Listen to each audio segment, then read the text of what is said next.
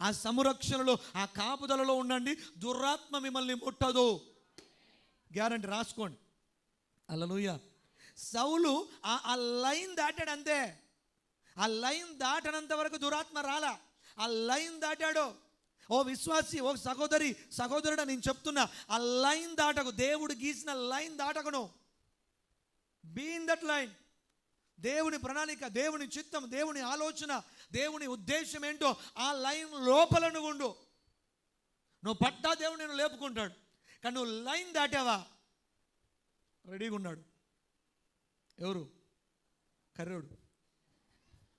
హల్లెలూయా. సౌలును పట్టుకున్నాడు అంతే. ఇక్కడ ఏం జరిగిందో తెలుసా? మరి యోనాతాను దేవుని కొరకు నిలబడడాన్ని బట్టి, దేవుని చిత్తము కొరకు నిలబడడాన్ని బట్టి, దేవుని సంకల్పము కొరకు యోనాతాను నిలబడడాన్ని బట్టి ఏమైంది అంటే, యోనాతాను తర్వాత తరము జ్ఞాపకం పెట్టుకోబడ్డది. గట్టిగా చప్పట్లు కూడా దేవుని మాకు ఇవ్వాలి. తన తర్వాత తదనంతరము కూడా తన తరము మరవబడలేదు. తన తరము మరవబడలేదు. దేవుని చేత జ్ఞాపకం పెట్టుకోబడిన తరముగా నిలబడింది యోనాతాను తరం. హల్లెలూయా.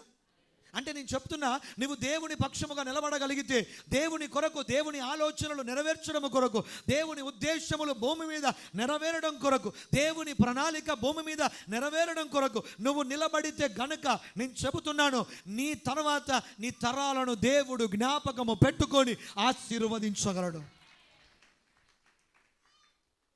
హల్లెలూయా. కానీ యోనాతాను మాత్రం మిస్ అయిపోయాడు.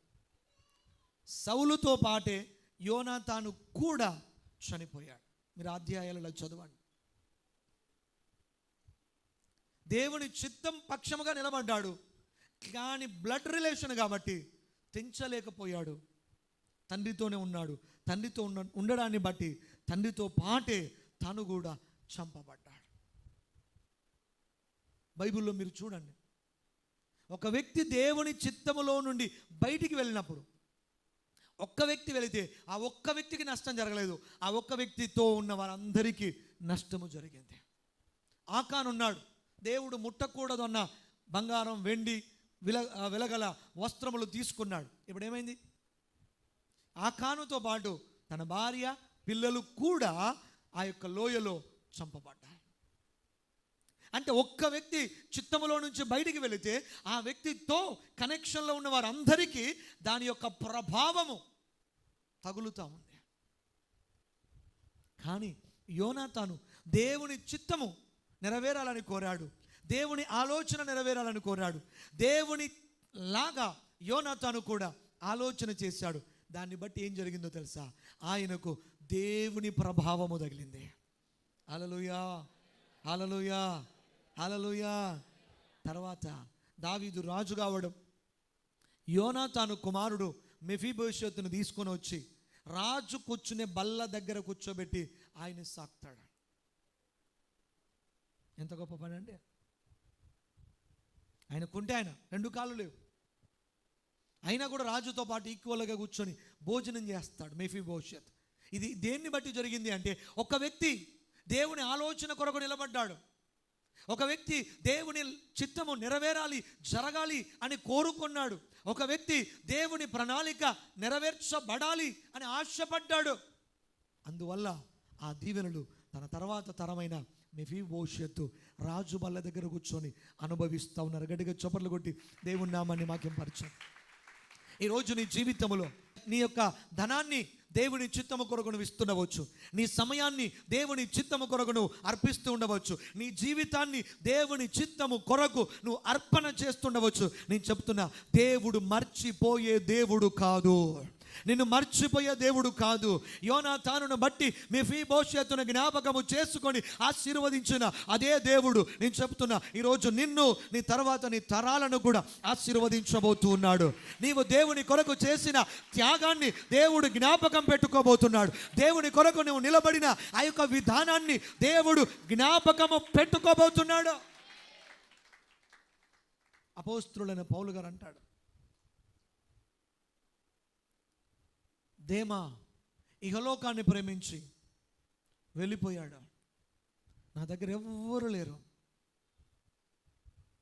నా దగ్గర ఎవ్వరు లేరు, తిమోతి నువ్వు తొందరగా రా అంటాడు. ఎన్ని ఖండాలకి సువార్తను ప్రకటించాడు, ఎన్ని దేశాలకి సువార్తను ప్రకటించాడు, ఎంతమంది అన్య జనులకి పౌలు సువార్తని ప్రకటించాడు, ఎన్ని కుటుంబాలు కట్టాడు పౌలు, ఎన్ని మరణకరమైన పరిస్థితులలో కూడా వెనక్కి తిరగకుండా ముందుకే వెళ్ళి దేవుని చిత్తాన్ని జరిగించాడు పౌలు. ఎంతమంది ఉండాలండి పౌలు దగ్గర? చెప్పండి, ఎంతమంది ఉండాలి?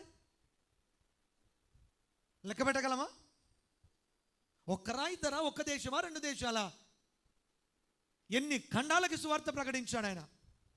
అలాంటి ఆయన వేదనతో గుండె పగిలి చెప్పుతున్న మాటలు ఏంటంటే, ఎవ్వరు లేరు నా దగ్గర, అందరూ నన్ను విడిచిపోయారు. తిమోతి తొందరగా రా, నేను ఒంటరి వాడిని అయిపోయాను. దేవుని చిత్తాన్ని చేసే వాళ్ళు ఎప్పుడు ఒంటరి వాళ్ళుగానే కనబడతారు. దేవుని ఆలోచన నెరవేర్చేవారు ఎప్పుడు ఒంటరి వారుగానే కనబడతారు, ఒంటరి వారు అవుతారు. నేను చెప్తాను, ఆ ఒంటరి వారి పక్షంగా ఒక యోనాతానుగా నువ్వు నిలబడగలవా? ఆ దేవుని చిత్తము నెరవేరడానికి, ఆ దేవుని చిత్తము బ్రతకడానికి, ఆ దేవుని ఆలోచన అది అది అది భూమిలో పడి, అది చిగురించి, అది ఫలించి, అది కాయలు కాసేదిగా మారడానికి నువ్వు ఒక యోనాతానులాగా నువ్వు మారగలవా?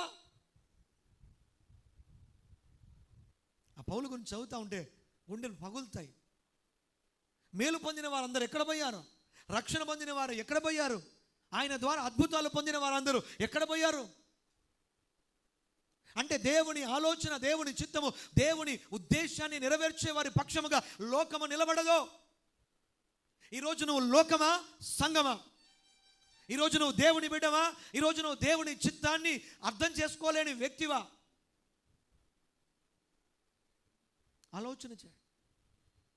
దేవుని చిత్తం అర్థమైతే దేవుని చిత్త పక్షంగా యోనాతాను దావీదు పక్షంగా నిలబడినట్లుగా నువ్వు ఆ ఆలోచన నెరవేర్చడానికి నిలబడతావు కదా, ఆ సంకల్పము నెరవేరడానికి నువ్వు నిలబడతావు కదా, దాని కొరకు నువ్వు కన్నీళ్లు విడుస్తావు కదా, దాని కొరకు ఏదో ఒకటి నువ్వు త్యాగము చేయగలుగుతావు కదా.